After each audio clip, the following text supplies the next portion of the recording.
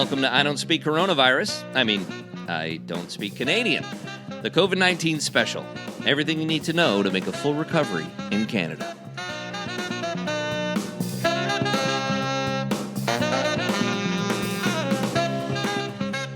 If you're just tuning into our podcast for the first time, our original mission statement was to explore the good, the bad, and everything in between about Canada from the point of view of two new immigrants to the country. Myself, Kurt Long, and my partner, producer, Jatinder Sidhu. Basically, Canada explained to the rest of the world by an American and a Brit. COVID-19 is hitting hard all around the world and right across the country. We don't just need to flatten the curve, we need to plank it. It's the celebrities that we count on most. They're the ones who are going to get us through this. Right after healthcare workers, of course. The world is reeling from the effects of the coronavirus, and we here at the podcast are not immune either. Starting a podcast just as a pandemic took over the world was bad timing, to put it mildly. But now more than ever, people need more content, so we are taking a cue from so many other entrepreneurial Canadians and adjusting on the fly to bring you our second episode. And since it's on everyone's mind, we're going to focus on how Canadians are planning the recovery from coronavirus.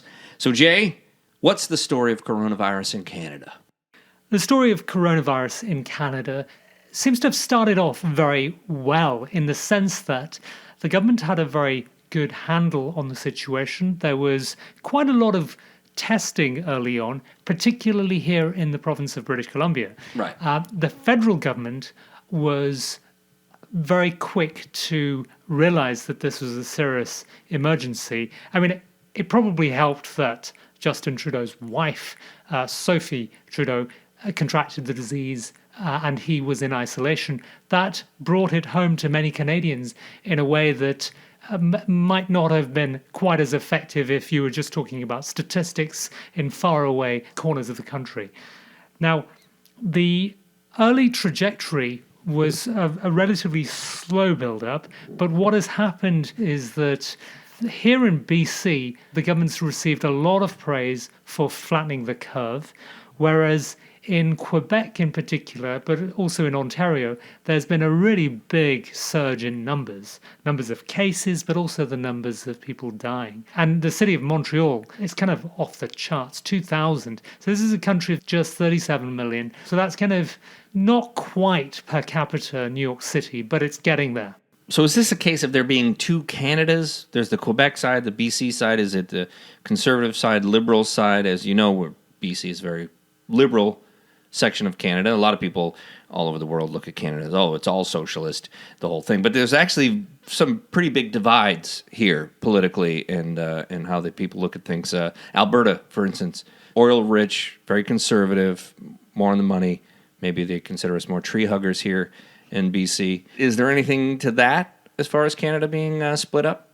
There is something interesting there going on, but it's kind of more complicated than that in a way. The big problem, I mean, a bit like Washington State, right at the outset, the real problem was concentrated in long-term care centres for the elderly. Here in Vancouver, North Vancouver, where we are, just down the road, the Lynn Valley Care Centre had a big number of deaths. I did a report for the BBC World Service, which went out on the 23rd of March. At that time, there were a mere 25 deaths in the whole of Canada. And a big chunk of those were attributable to that single elderly care facility. Right. Now, since then, the virus has spread to many, many long-term care facilities, retirement homes, we would call them in the UK. A lot of those in Ontario and Quebec.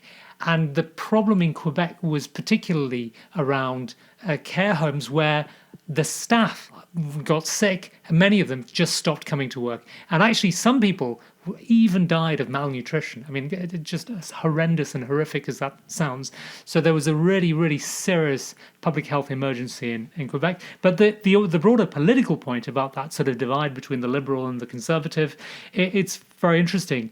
A number of provinces that really want to reopen the economy have had relatively few deaths, the Midwestern, Saskatchewan, Manitoba, but Alberta has, another sort of conservative province, has a really big problem in their meat processing facilities. Right. So it's very analogous to parts of the US where there is a seriously depressed economy, and that's because Alberta is dependent on oil. We also have an oil crisis. The segments of the economy which are really, really critical to employment, and the government wants to retain some kind of economic lifeblood, and so they want people not to be laid off the slaughterhouses, the meat processing factories, and yet those are the sort of latest big hotspot. What I'm getting from what you're saying is that there is something to the resistance to hurt the economy, therefore fueling more people being at work, thus more people getting sick and bringing it into work, spreading the disease more and more, thus hurting the economy.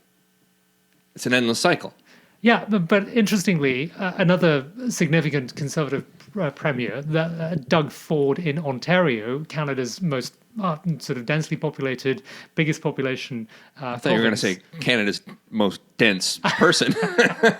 That's unfair. Well, no. I mean, actually, he's been having a rather good crisis. Many observers have said that he's sort of a lot of people who've watched him from afar for a while would not have credited him with taking the advice principally written, the sort of the policy written by public health officials. He's been taking it very seriously. So there's going to be an interesting, when we do the sort of post-mortem of who's fared the best and who's fared the worst, there's going to be a lot of interesting comparisons between people who you wouldn't necessarily have credited. I mean, many people see Doug Ford as the most Trumpian of leaders in Canada. I was going to say, the idea of, no offense to anybody who's a big fan of the orange goon running the states, but a lot of people would have equated Doug Ford as Canada's version of Trump.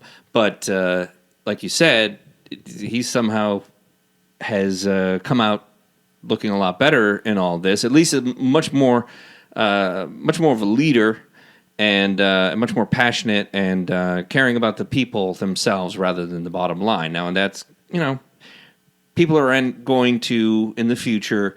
We're going to see the backlash. We're going to see what happens with people's being upset about the economy or the loss of jobs and all that kind of stuff. But I think he's taking the step saying the lives are most important right now.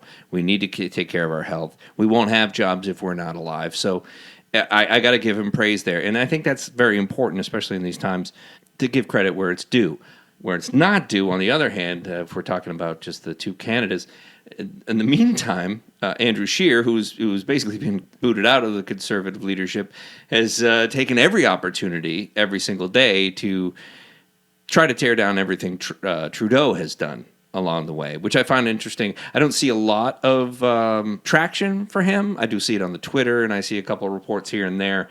But what do you think most of the Conservative side in Canada has responded to Trudeau? I mean, it's very interesting, as we'll hear from some of the people that you spoke to in the podcast. Most Canadians think that Trudeau's done a really good job.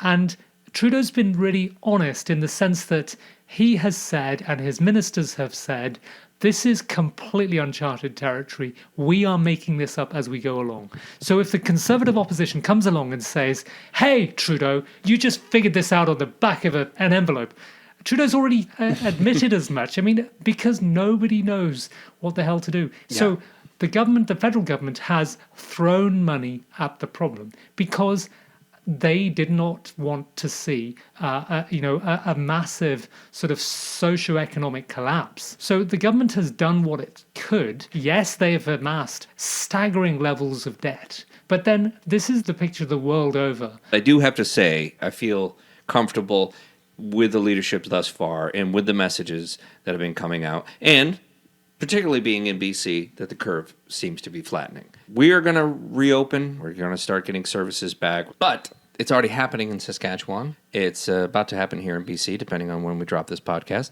What about Quebec and Ontario? What's going to happen there? Is it even possible with the statistics? I mean, everything could change in the next few days because the figures out of Quebec and Montreal are so shocking.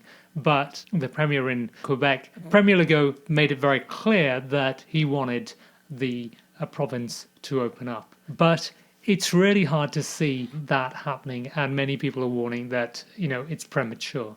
Is it just a matter of human nature worldwide that we just can't be cooped up for a certain amount of time, or is it just the fear of the economy? Like, the virus can't be seen unless somebody is dying in front of you or you got the sickness yourself, that because it's not seen, you can just say, it's not a real thing to me. I must go to work. What I do see is my bills piling up. I do see my bank account shrinking.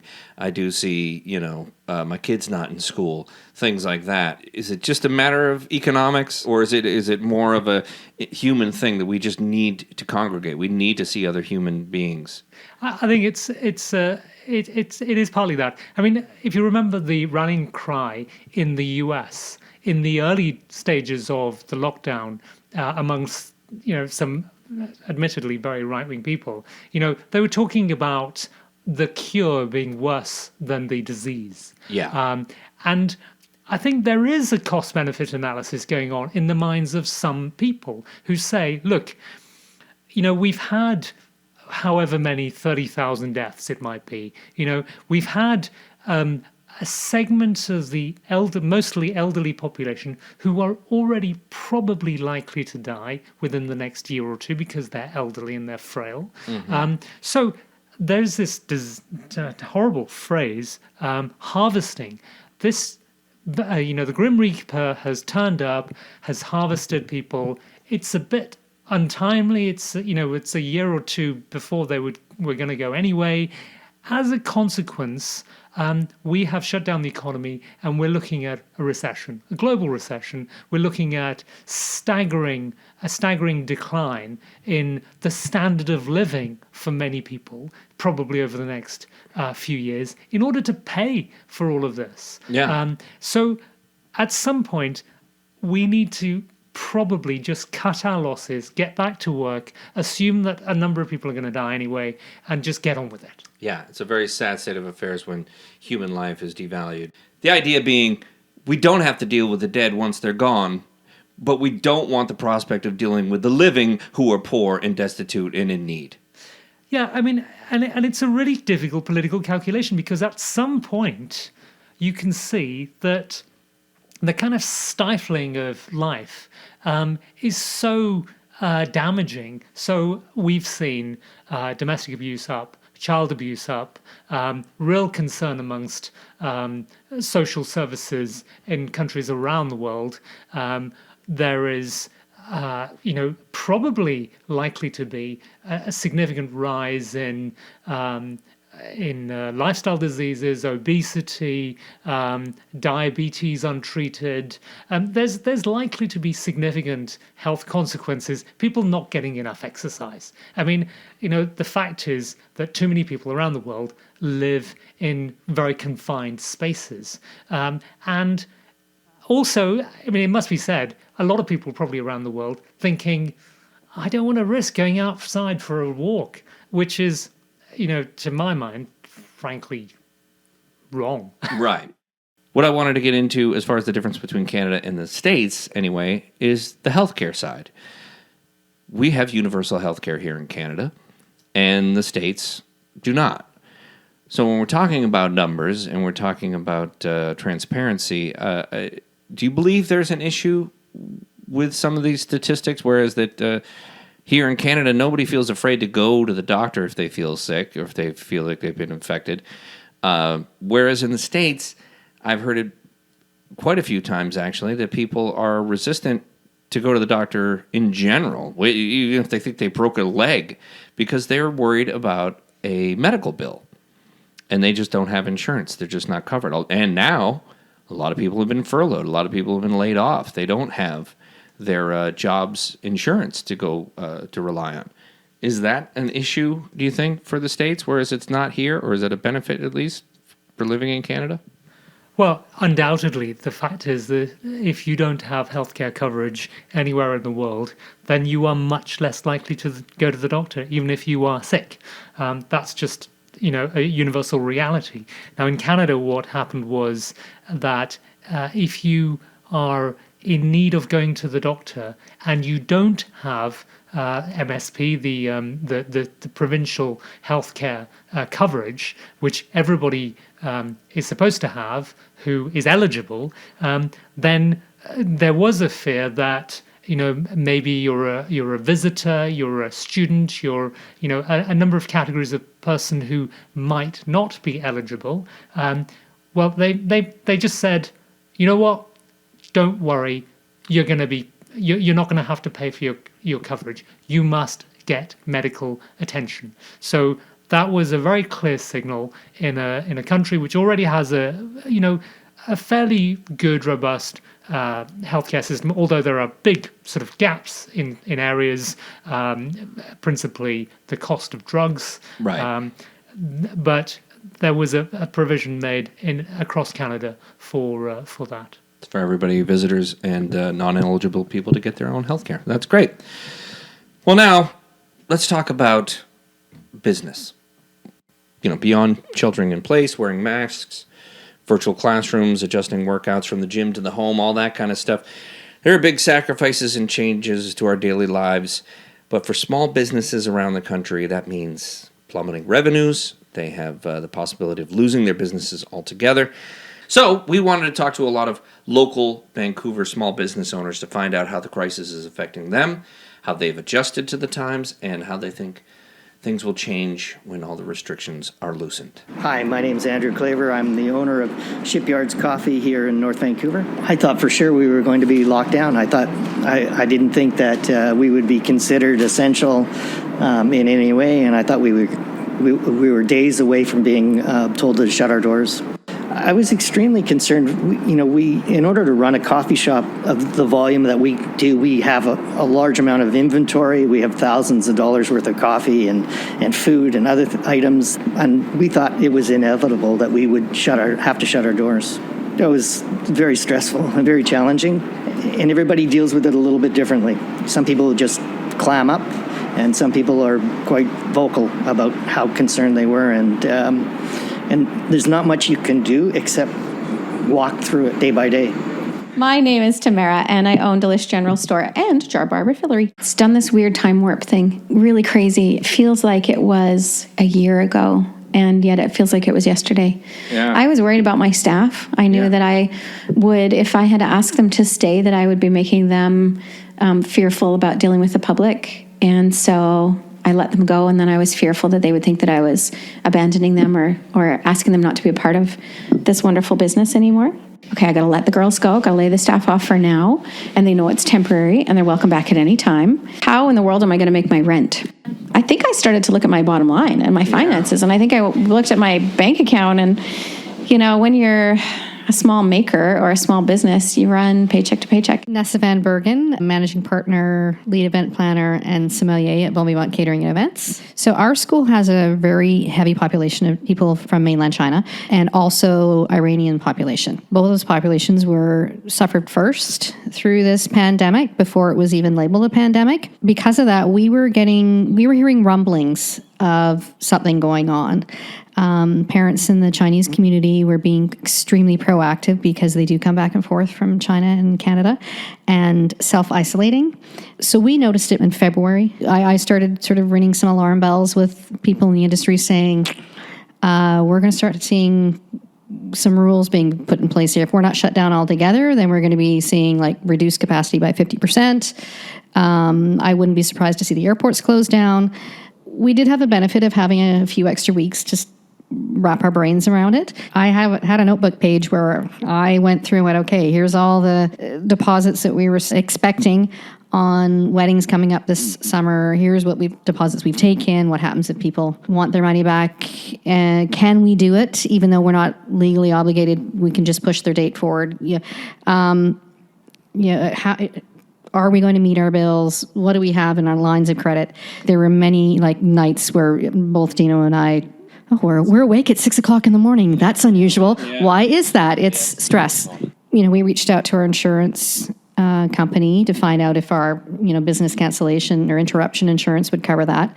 Pandemics are not covered. Hi, I'm Dana Lysing. I am the owner and creative director of Supernova Salon.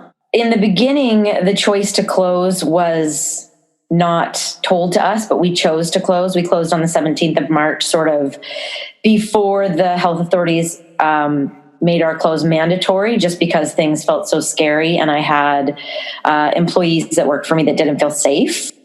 We had to lay everybody off. I had to give everybody that works for me, which is 30 people, a record of employment, which means they don't work for me anymore. And so, you know, there's a lot of insecurity around, are they coming back? Because they don't have to. I still have 30-ish hours a week of work I have to do. And I still have 30 to 40% of the cost of running that business is still intact. So I'm just kind of walking the tightrope right now, trying not to fall off. My name is Dawn Doucette. I am the owner of Deuce Diner in North Vancouver, British Columbia. I don't think I really panicked. I think I was more concerned about my staff. And we'd already seen stuff in the news, and Monday rolled around, which sometimes it's hit or miss, it's busy or not, and it wasn't very busy at all. So I made that decision even before, I think, they said close up, and I was like, no, we've got to close the doors here. And it was tough, What are we going to do next? And with all these uncertainties, 7 weeks ago, not knowing what's going to happen, how long are we going to be closed for, what's going to happen to our employees, how are we going to take care of them, how are we going to pay rent, how are we going to pay for equipment? So all these things are racing. Both my husband and I are self-employed with our own businesses. So what does that look like for us? Our biggest variable was our staff. So we had to lay off most of our staff. And then we rolled up our sleeves and decided we needed to get behind the counter and relearn how to be baristas again. So everybody's rolling up their sleeves. What did people think of the Canadian government's response? Most Canadians feel fairly strongly about how Trudeau's government has come out and said, we're making this up as we're going along, and please bear with us. But people in the hospitality industry, as 3 or 4 of our small businesses we talked to had varying degrees of concern with how the government's handling things. We were skeptical at first, but we've been extremely impressed with the response, and it's been they brought it up really early to create some confidence, and then they came through with it. So it helped our employees quickly get into the unemployment line and or get their CERB, and it helped us in our confidence that we could move forward. If you qualified for the CERB, the $2,000 per month, you could go online and do it and get it in your bank account in 3 days. You could phone up on telephone. I did it by telephone for us in the beginning, and I literally got both of our entries done in 3 minutes. We've applied to get 75% of our wages back, tax-free from the government, which is great because it's really just about getting our feet back on the ground. And then they have a $40,000 loan that they've offered. $10,000 of that can be forgiven if you pay back the $30,000 in December 2022. And so that gave us a little bit of working capital. Regardless of politics, I find it very inspiring to watch Justin Trudeau get in front of that microphone every day and lead this country. Yeah. He is not allowing each premier to lead their province. He is leading this country. And regardless of how anybody feels about him, you got to have some pride for that. Yeah. And you know what? There are times when he gets in front of that microphone and he goes on for 15 minutes and you kind of think to yourself, wow, he just in 15 minutes very eloquently said that he has no idea what he's doing and he has no idea what the right thing is to do. But at least he got up there and said it. I don't want to complain about anything. Right. They're doing the best they can. They're providing these programs and they're wonderful, and I'll wait until there's one that's applicable to me. That said, if I can be very un-Canadian, I think they've taken really good care of people, but there's so many like me who've fallen between the cracks. The Prime Minister announced that he was going to be doing the line of credit for small businesses that qualified. It was a lifeline. Like, you realize, okay, we just needed a stopgap, because this isn't going to go on forever. People are going to start planning. And I've already had Christmas party inquiries. People talking about their weddings for next year. We did apply for the small business, just so we could stay afloat and pay some of the bills and so forth. And we're just staying afloat. So we don't know if we got accepted or not. Okay. But it would help to pay for, equipment and so forth. And Electricity, still keep things. So my husband the other day, he's like, so guess how much our hydro was for a month? And not that I was surprised. Even though we're working half the hours, it's still the same. Really? Yeah. Of course, businesses of all shapes and sizes have been struggling in this new reality. So How have these small businesses been dealing with their rent, for example? As you'll see, the big fish eat the little fish. It's a really tough question because, they have their bills to pay too, but they're operating as accountants. So they're looking at numbers, and that's all that they really care about. And the unfortunate thing is that it's really not a level playing field, because we have other competitors in our neighborhood here who've been given huge rent subsidies, or they've been forgiven. And then there's others that simply say May 1st is May 1st. That's when your lease and rent is due. So businesses will be closing, will not be reopening. I'm convinced that down in Lower Lonsdale, I would say at least 20% of those small businesses are going to not reopen. As great as my landlord is, she owns the building outright. So there's not really the impetus. She's not going to lose out on and fail in her own banking. It doesn't carry forward through her own family. The deal that I struck with her early was I will make payments, small payments, as often as I can. Yeah. So my rent is $5,000 a month, and I've paid, I think, $1,500 last month. So, I mean, it's that's why I'm up until 3 a.m. worried. I actually own my building. It's good and bad, but I don't have kind of a big bad bear standing in front of me, Right. telling me what to do, but I can kind of negotiate my own way. So it's, the people next door to me, they've left. They had a disagreement with their landlord, and she wouldn't deal with them, and their business folded 2 weeks ago. Through the virus? 100%. Okay. So, Kurt, you've been speaking to all these Canadians about how they've dealt with the crisis. Was there anything unique or different or special about their experience, or just being Canadian? Well, I was curious about that myself, and I asked them, is there anything about the Canadian character that makes them at least a little more well-suited than other countries for dealing with the emotional toll this pandemic has put upon them? No, I don't think so. I think everybody had to, work fast or figure out the next step, or just, make sure their families are safe. Oh my gosh, I certainly think so. I know that there are probably those among us who are not responding with such patience and calm, and in times like this are just really impatient and want to get back to life as it was to get to their hairdresser. But it seems to be a very Canadian thing to pull together, to root for others. And as for the Canadian psyche, I think we have a wonderful country, and we have a lot of space. And you're not going to be as stressed as you would be in a big city like New York or Tokyo, or where it's really difficult to physically distance yourself. So There is a seek of freedom in the American Constitution that I think people hold in a different light than in Canada. So in Canada, I would say I live in a free country, but I still look to the guidance of my government, and I'm still happy to go along with the general consensus, even if it's not perfect for me, for the better good of everyone. No, if my personality or my beliefs come from being Canadian, or being a farm girl, or being a woman, or being a strong person, due to life experiences and personality. I think it's a combination of all of those things. Right. I do feel my identity very strongly at times like this, though, when we're able to compare our experience and our sacrifices that we're willing to make as individuals and families and a community, when I compare that to what's happening south of the border. And if there are people taking up arms and going in crowds to demand their right to get back to their hair salon and their tattoo shop and their, beer hall, the stark difference between that and my experience here, even in this small community of Edgemont Village, it's so night and day that I just feel that it's very deeply rooted in who we are as Canadians. That's the British side of our colony. Keep the stiff upper lip and we will persevere. So everybody's talking about reopening their businesses, trying to get back to some kind of new normal. What have people told you? Basically, they're going to be paying the price twice.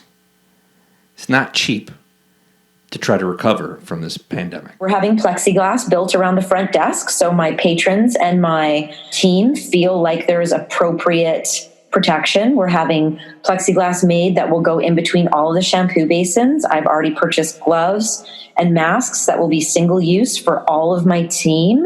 We have barbicide jars now, not just in the washing areas, but at every single station, so people can disinfect their personal equipment and nobody else will touch it or be near it. We've got barbicide in spray so people can disinfect their chairs. Our towels, capes, robes, color smocks, those have always been single use and washed in hot water because, again, I'm already dealing with 5 communicable diseases. Right. I'm already dealing with that. Almost immediately, I decided to offer contact-free and emission-free delivery. I will wear gloves. I will wear a mask if you want. You don't even have to see me. I'll leave it on your doorstep and I will run away and I'll text you from the car. Wonderful. So people really attached to that idea right away. We've actually punched out one of the windows. We're just waiting for the window. So our intent was to have window service. That'll come. So we have one person at a time that come in. There's certain, so on our platform, they can choose the options from the drinks to the food, what time they want to pick up. Again, we had to adapt because there's different intervals. You can pick times, and if you get too jammed up, it's... You don't want to, well, then you're dealing with the restrictions as far as how distanced you have to be, right? Yeah, so that's what we've done, and it's working so far. I can't hug people anymore. Yeah. I think I'm the huggiest shopkeeper in the world. I love my customers, and they mean the world to me, and we laugh together, we cry together, we hug. So I think that's number one. But it's so strange, in probably a matter of maybe it's been 6 weeks, I've become so socially withdrawn. Oh my gosh, it's crazy. And I don't really know how to talk to people anymore. There's been a few instances where I've had a trolley and I'll have the door open, but I'll put the trolley in the doorway so that people know it's a barrier. You're not meant to come in. You can just, and there's a sign up. It says shop from the stoop, call me if you're there.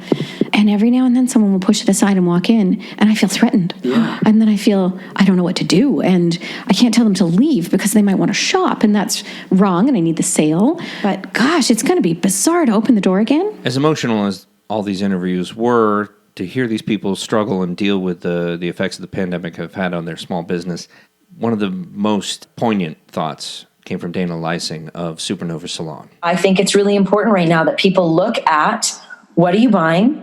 Who's making it? Where is it coming from? And who are you really supporting? Yeah. Who are you really taking care of? Because everybody talks about big box stores and Canada needs more boutiques and we need more local and we need more this, which is challenging here because it's expensive to rent a place. Yeah. It's expensive to have a store. So if you want all that, you need to go out and spend your money there. You need to be kind, you need to be patient, and you need to support the people. Go to the craft brewers, go to the coffee store that's not known around the world, go to the one that has one location in your neighborhood. Help them get their employees back to work, because these businesses don't open and those employees don't go back to work. There's a trickle down here that will take us a very long time to survive from. People need to look at where they're spending their money and who they're really supporting. You want us, you love us, you got to show up. If you want to cut your own hair, cut your own hair. You want to color your own hair? Color your own hair. No judgments. But remember this. I shut my whole business down for what looks like is going to be 10 weeks. I have people sacrifice their entire careers. I have sacrificed my business. We are taking out loans that we are going to have to pay back. We are getting money from the government that we're going to have to pay tax on. We are all suffering and struggling and going into financial jeopardy so that people cannot get sick. So we're waiting for them. And it would sure be nice if they would wait for us. Yeah, it's an interesting and important point, because these small businesses are embedded in communities. Their employees are our neighbors, are a part of the community as well. But it did strike me when I was listening to that, of course, many people are struggling with their daily finances, and going to the little boutique salon or boutique bakery or whatever it is down the road may be the more expensive option. It's true, but in the end, is it going to be a society where we only have the mega corporations? We only can go to a Starbucks. We can only go to a big box store because these people are going to get squeezed out. Will the entrepreneurial spirit be crushed after something like this? And that's a scary thought for me. If you want something unique, if you want heart, if you want to be able to speak to the owner, somebody who cares deeply, maybe things are a little bit more pricey, but you know that that person put their heart and soul into that business. That person cares about you as a customer, having you there as a customer.